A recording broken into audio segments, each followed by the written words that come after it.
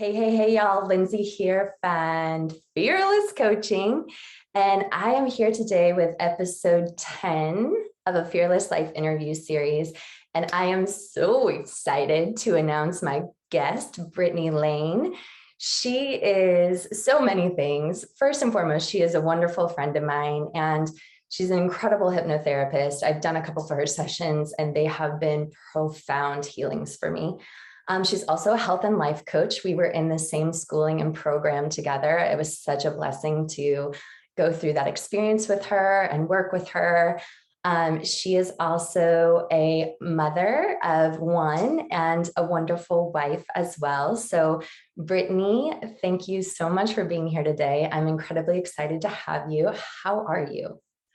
I am good. Thank you for having me. We've always had this connection instantly from meetings. So I'm just so grateful for you to have me here today, for me to be able to share my story. Yay. Okay, let's start with your story, shall we? So I would just love to hear a little bit about Brittany and how, you have basically gotten to the point where you became a health and life coach and also dove into the hypnotherapy schooling as well. For sure. So I think if I were to generalize, my story from childhood, because I might be here forever if I get into that, but I think from a young age, I really lost touch with my authentic self. I started to try to be like everyone else, developed a lot of limiting beliefs. I was being a perfectionist to avoid criticism, and I was just doing what was acceptable and, to be validated by others. I think it's really hard to be, a young person. We just want to be accepted. We just want to be liked. We just want to be loved.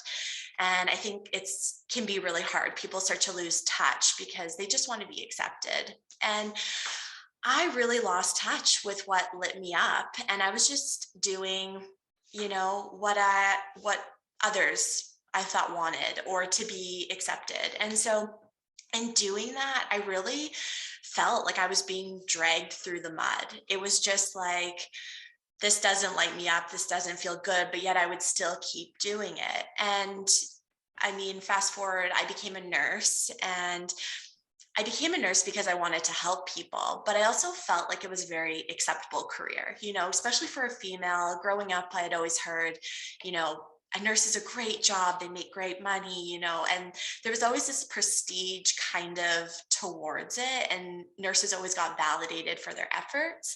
And I was like, okay, well, like that sounds really good.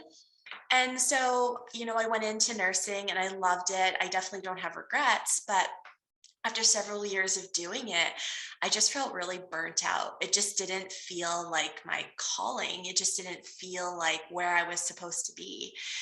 And I always had the intention of continuing my education in nursing. And I think the reason for doing that is because I wanted more validation. If I continue working my way up the ranks, people will view me as, more successful, all of those things. And that really was important to me at that time, people seeing me as successful, being accepted. But every time I tried to go back to school for nursing, something just blocked it, something stopped me from continuing. The program changed, or I needed to resubmit some new form or paper. And at the time I thought it was just bad luck. But now I know that the reason it happened is because I wasn't meant to go in that direction. And all of those roadblocks, all of those things were like, hey, this isn't your path. Like, we're not going to let you go. We're going to make this extremely challenging so that maybe you get that aha moment that this isn't for you. And, I found my husband found his passion, and seeing him find his passion really wanted me to find that as well. And knowing that when you're following your passion, your purpose, it should feel so exciting. You should just, and that's the feeling I got once I started, taking life coaching and my hypnotherapy course. I couldn't get enough. And then it all made sense. Amazing. Such Yeah. a powerful story. There's a couple of points within the story that I want to point out. So the first one, and I think, we're going to deep dive into the subconscious today. So we'll go further into this, but you spoke about limiting beliefs. Can you kind of elaborate on what you mean by that and how those limited beliefs influenced and affected you. For sure. Yeah. So when we come to this earth, we come as whole, worthy, lovable babies. We're just this perfect bundle of joy. And based on the experiences we experience, based on the people that are in our lives, we slowly begin to develop limiting beliefs. Like even as children, we go to school and someone says, I don't like your pants. And so they stop wearing their pants and we start losing touch with who we truly are, because it can be scary to be different. I mean, it can be scary to be seen as unique. We all want to fit in. We all want to be loved and feel like we're a part of something, a community. And so as we grow, we start to develop these limiting beliefs, and a lot of it too can be based on the people that are most influential in your life. So for me, kind of the major limiting beliefs that I've worked through have come from my parents and from experiences that I've experienced. Usually from the age of 0 to 14 is the most profound time that our beliefs are imprinted on us. And so, I mean, going back to when I was young, I grew up in a religious household, but I never believed it. It never resonated with me. It was never something that felt authentic or true to me. But being a young girl, you look to your parents to think like, well, they brought me into this, so there must be a reason. And so for me to speak out about something that I don't believe this, it just didn't feel right. So right at that point, I started doubting myself, doubting, I don't believe this, but I'm like, well, maybe you should, maybe you're wrong. And, so there's limiting beliefs there that start happening. Money was a huge one within my household. And it's something that I really had to dig into deep as I got older. But my parents, my mom came from a very poor family. She has 13 brothers and sisters. And so money was scarce for them. And so coming into being, an adult for herself, she really saved. She really held on to that money. And not that she didn't spend it on us, because we were very, fortunate. We got to do all of the things. We were never without food or clothes. Always got to do dancing, all of the extracurricular activities, but she would not spend money on, fashion, clothes, cars, houses, all that materialistic stuff just wasn't, it didn't call to her. Having that money safe was more important. And so I grew up with the beliefs that like you have to work hard for your money and you have to keep money and, just in case something happens. Now, an interesting thing is when we come and look at our beliefs, not all of our beliefs from our parents will stick to us. I did the complete opposite. I would spend frivolously and not save. So my mom's beliefs there never stood by me, but the belief of working hard for money did. And hence becoming a nurse, working 12-hour shifts, overtime, it really aligned with those beliefs that I had growing up. So really going back and looking at all my beliefs in love, money, career, health, fitness, all of those things, it really took some time to go back, look at where did those beliefs come from? Who did they come from? And do they serve me today? Do I want those beliefs? Because they weren't how or what I believed coming as a baby to this earth. They were just imprinted ideas from my parents, who had been imprinted from their parents, who had been imprinted from their parents. It's a generational passing down the lineage of beliefs. And so just breaking those down and finding out what do I believe and what's authentic for me has really been profound. Wow, girl. Beautiful breakdown of that. Awesome. I mean, really, because we all have those limiting beliefs, whether we're aware of them or not, right? It's like we just pick them up unintentionally, unknowingly as we grow. So that was such a powerful breakdown, and how they can have such a profound effect on our lives. And we really don't even realize. So that said, I want to talk about the subconscious, but before we do, you said something in your intro too, in regards to perfectionism, and that was a way in which you kind of, it was almost like for lack of a better word, like a coping mechanism, or helping you to fit in rather than, kind of stand out from the crowd. And you mentioned like the people pleasing aspect of it. Can you just explain a little bit about that? Because I know that perfectionism has been one of my biggest challenges throughout my life. And I've worked hard to break it down piece by piece by piece, and I've gotten better. But yeah, it really is a big one. So if you don't mind to kind of dive into that a little bit, that would be amazing. Yeah, for sure. Well, for myself in particular, the perfectionism came from I didn't have control of external things going on in my life. There was things going on at home that I didn't have control over. And so I felt really out of control there. There was bullying that I experienced. There was a lot of hurt and pain and shame that I did experience growing up. And experience those things, I really just put on this shell because it was like you said, a protective mechanism, a defense mechanism, and putting out that shell just protected me. I never showed my emotion. I never let people know how I felt, because being vulnerable, doing that, I felt like it gave them a sense of win, like, oh, look, she's crying, or oh, look, she's upset. And I was just like way too strong-willed to ever allow that. So from a young age, there was this, barrier. Don't share what you're feeling. Don't let people know if they upset you, and just put on this tough girl exterior. But also in that is, the perfectionism came, because if I perceived myself as perfect, well, what could they criticize? And inside I was dying, because no one's perfect, right? We're human.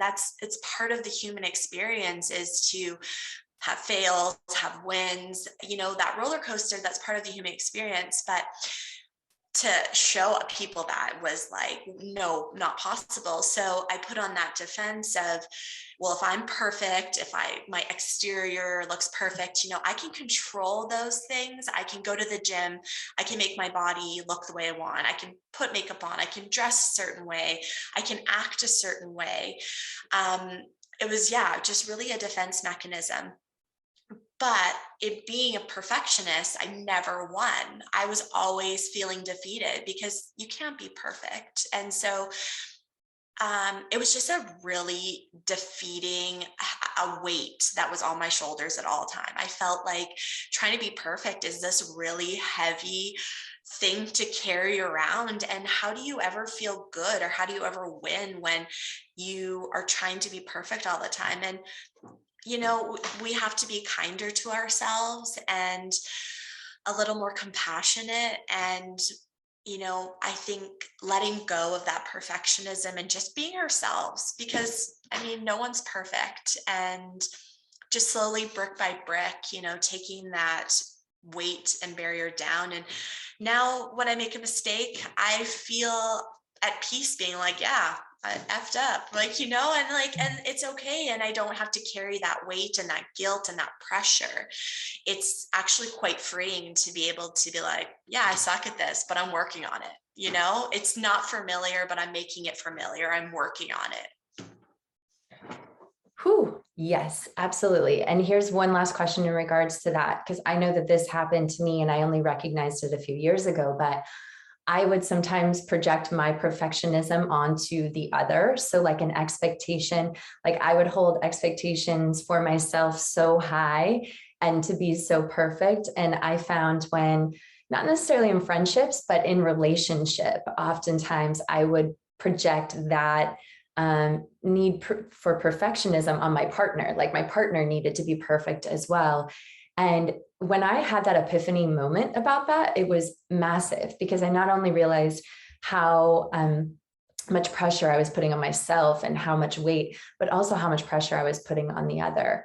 Have you ever had that experience at all? Or is that kind of unique to my situation?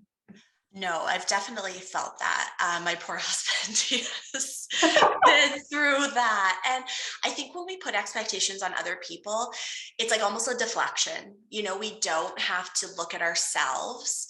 It's like, oh, well, they're not doing X, Y, Z. Oh, so it's them. We can like kind of remove that spotlight from us, and we can reflect it or shine it on other people, when in reality it really comes down to we're hiding. So instead of looking at ourselves, within ourselves, what needs to be healed, what do I need to work on, we can look at other people. And I think when you've been criticized and you've been bullied or you have those things, it's easier to look at outside, right? Like sometimes to look within, you don't want to look at the things that need to heal. Sometimes it's really hard and really heavy. So it's just easier to blame it on other people, to give other people all these expectations that they're never going to be able to meet. But I found that when I stopped expecting things from my partner and really started coming into myself and being like, okay, where is this coming from? What do I need to heal? Because relationships are the greatest mirror. We attract people that are mirrors of us, or they're going to help us heal. And so when I was able to take a step back and look within myself, okay, why am I acting this way? Why am I expecting this of him? Why do all these things? Instead of looking at him, I took that look within. And that's really where the healing started, when I was able to dig into myself. And it just was, I feel like it was a huge growing experience for me.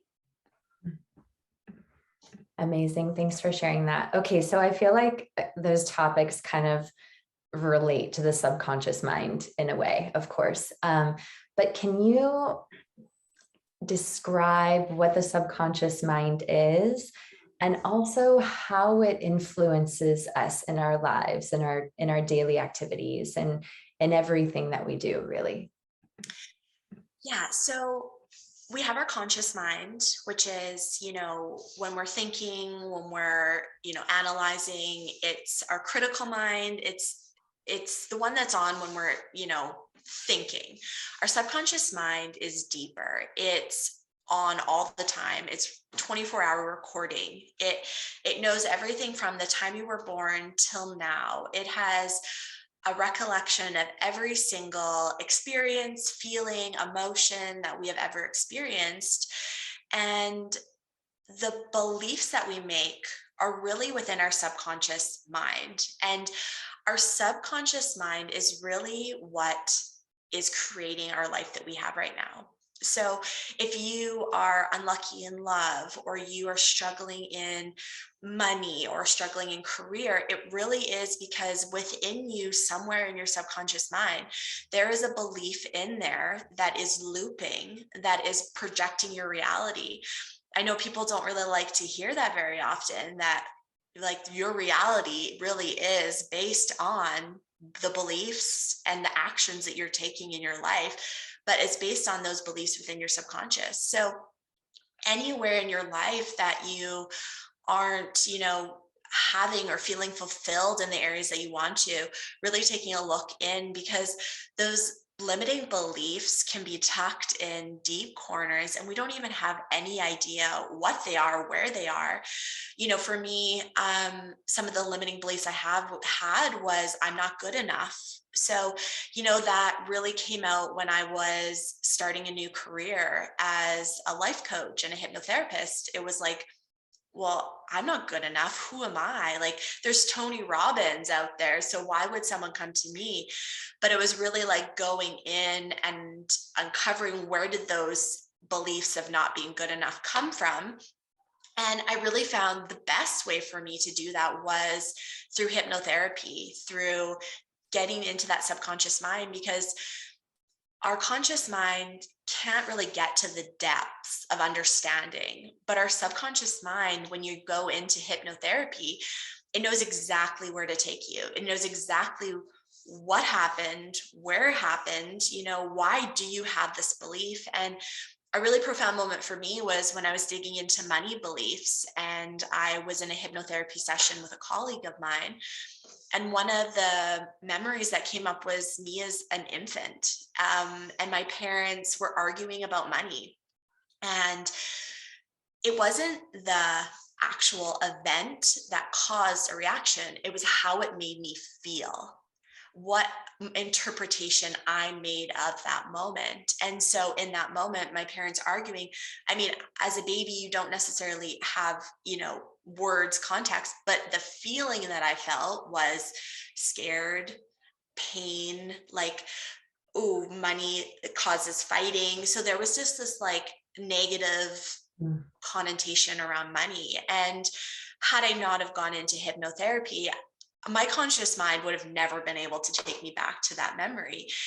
And then not going back to the memory, I wouldn't have been able to rewire it. So once I was in that memory, it was like, is this true? Is money bad? No, money isn't bad. It was just a circumstance that my parents were dealing with, and I made that belief. But then going forward, my whole life, money never came easily to me. I almost pushed it away because, I felt like worried, is it going to cause pain? Is it going to ruin relationships? Money, can do all these things, but it's not money that does it. It's just the feelings surrounding it. Whew. Okay.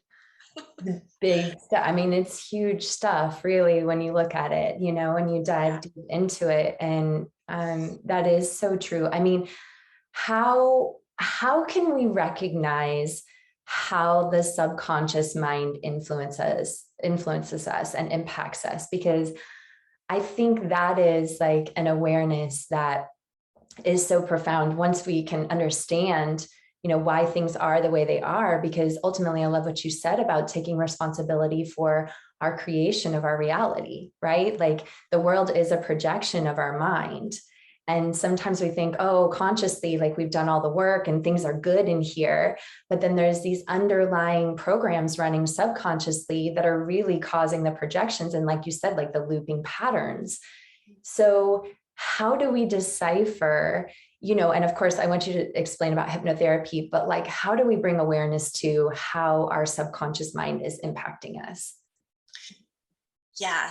So anywhere in your life that you are not experience what you want to experience, things that people come to me for a lot are love, money, career. And when you notice you're getting the same experience over and over again, say you find a new job and it doesn't pan out, or you're not making the money you want. Okay, you find a new job and it's the same experience over and over and over again. I think that's kind of the biggest aha moment to recognize, is that repeating experience, because that repeating experience you're having is your subconscious looping. There's a belief in there somewhere, whether it's in love, money, wherever that is, it's on loop. And so that's the reason why you can't get out of that circumstance, is because in that realm of whatever you're experiencing, there is a belief in there. And with that belief, we keep getting the same thing, So if you don't feel worthy of love, I'll use this for an example because love is one that I use a lot with people. But when you experience love first from your parents, how they treat you is how you experience love. And so for me, my dad wasn't around a lot. He was working, and so I never really got attention from my dad. And so a belief that I created was, I'm not lovable, right? I'm not worthy of his time. Because as children, you don't understand circumstances. It's black or white. My dad doesn't spend time with me, I'm not lovable.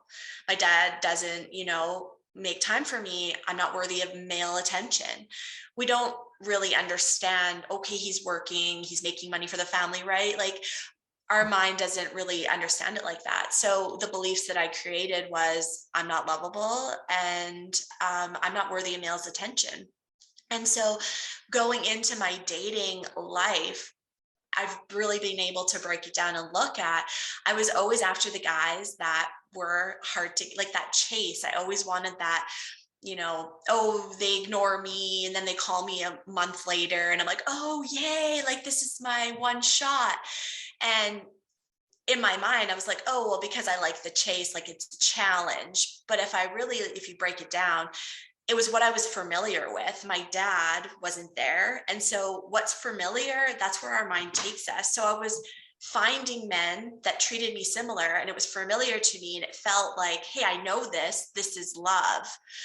So that was really eye-opening to me, because the guys that were there and wanting to give me attention, I was like, oh, whoa, way too easy. Like, no, not interested. Like, people say, oh, like the nice guy. It's not that they were a nice guy. I just didn't know what that was. A guy treating me well and giving me attention was unfamiliar to me. And so in my subconscious mind, it was like, nope, you don't know what that is. That doesn't align with your beliefs. So that has to go away. Keep going after the guy that's emotionally unavailable, that only calls once in a while. And so that's kind of an example of how our subconscious works. Our mind loves what's familiar because it's safe. We've done it before and we know that we survive. That's our mind's, one thing is to make us sure we survive. So our mind recognizes a guy that is emotionally unavailable. It's like, hey, that's familiar. This is great. An unfamiliar thing, your mind is like, I don't know, are we going to survive? Is this going to be good? And so it pushes its away. So that's kind of the, I guess, underlying way the subconscious mind works. Oh my God, I can so relate to that. We don't even know that these patterns are looping. We just think that that's just, what's happening, but it really is underneath there, these patterns that are truly looping and drawing the same experience in over and over again. And until you really get into that belief and be like, is this true for me? I know now that I am very lovable and I know that I'm very worthy of male. Like, I have a husband that I'm very fortunate and I love so much. And it's a very different relationship now. But it really took me digging in and finding out what was there and being like, is this true? Am I not lovable? No, that's not true. That's just a belief. And so that's really when things started to change for me. Powerful, girl. Okay. So we're kind of getting close to time, but I, if you don't mind, to just kind of finish up and tell us, how we change these subconscious beliefs and patterns. We've gone over what it is and how it influences our life and how to become aware of it. But now let's talk about how we transform them. And also let's talk about hypnotherapy, because that's part of the process, right, of digging in and transforming. So if you can just, tell us a little bit about that. For sure. I think the first thing is journaling. I was never a journaler. I was never a reflector, but I think when I started to write it down and seeing where those patterns were repeating. So really being more like aware of what's happening in your life. It's easy to just be like, oh, that's happening because of XYZ. It's harder to look within and be like, oh, I have a limiting belief. That's why I'm getting this reality. It's like, oh, well, no, I'm this or that or that. So I think really just taking that time to be really reflective and be really aware of what is on repeat in your life, journal it down. And, thinking back with our conscious mind, it can get in and start to, rewire some of those beliefs. It is a lot harder, but when was the first time I felt like this? When did I feel like this the first time? And kind of take a moment to dig back into that and look in there. Now, I always like to say that, the subconscious mind is like a Lamborghini and the conscious mind is like a skateboard. You can definitely get to those beliefs and rewire them. It just depends on how fast you want to do it. And so when you use your subconscious mind, it's way faster. It's way more powerful in rewiring those beliefs. Not saying that you can't do it with the conscious mind, because it's definitely possible. You can. And if you're just starting off, that's a great way to start, is to just, get into the process of it. But if you're really ready to like get rid of these beliefs, it's time to move on. Hypnotherapy is one of the greatest ways to do that, because with hypnotherapy, we change actually the brain waves. So when we take you into hypnotherapy, we actually take you into an alpha brainwave and then into a theta brainwave. So it changes which mind we're using. And in that, brainwave, we're able to truly access the subconscious mind. And, some people are like, oh, that's, nerve wracking. What do I have to do? Do I have to prepare? You don't have to do anything. Your subconscious mind knows exactly where to take you instantaneously. There's no work on your part. It takes you exactly. So with the hypnotherapy that I do in my practice, we take you back to 3 scenes. So whatever you're coming for, whatever, whether it's, lack in money, lack in relationship, career, whatever it can be, there's so many things that we use hypnotherapy for, but we say, okay, so why is this person experiencing this? And we take you back to 3 different scenes, and your subconscious takes you to that. So it's, what did you experience? What feelings did you feel? And then we say, is this true? Right? Like, yes, you experienced X and you had the beliefs of this, but is that true? And really within that space in the subconscious mind, you're able to be like, no, this isn't true. And so it's a really powerful way of rewiring those beliefs. And also repetition, our mind loves repetition. So, continuing to ingrain those into the mind is really important. So with the hypnotherapy that I do, you get sent home with a 21-day recording. And so it's personalized to you. It's personalized to what your beliefs were. And we're really rewiring those beliefs so that those beliefs don't come back. And a lot of times people come to me around day 10 or, 14-7, day 7, they're like, oh, I'm good. I don't need to listen to it anymore.